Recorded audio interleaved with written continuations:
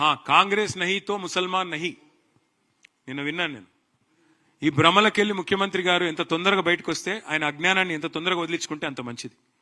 Doctor Babasaheb Ambedkar రాసిన రాజ్యాంగంలో article 25 నుంచి 28 దాకా స్పష్టంగా అందులో రాసినది ఎవరు ఏ ధర్మాన్ని ఆచరించాలనుకుంటే ఆ ధర్మాన్ని ఆచరించవచ్చు. ఎవరు ఏ మతాన్ని, ఎందుకంటే we are secular country as per constitution, we are secular country. Any secular leader, any secular party first of all should come out of this illusion that because of their party a certain religion exists.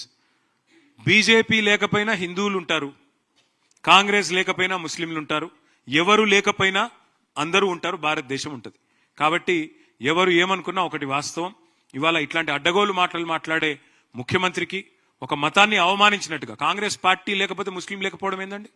అంటే Congress party పుట్టకముందు ముస్లిం లేరా? Congress party almost చచ్చిపోయింది, మొత్తం చచ్చిపోయాక కూడా ముస్లింలు ఉండరా? ఏం మాట్లాడుతున్నాడు ఆయన? కనీసం మెడకాయ మీద తలకాయ నోడైతే కూడా మాట్లాడట్లా.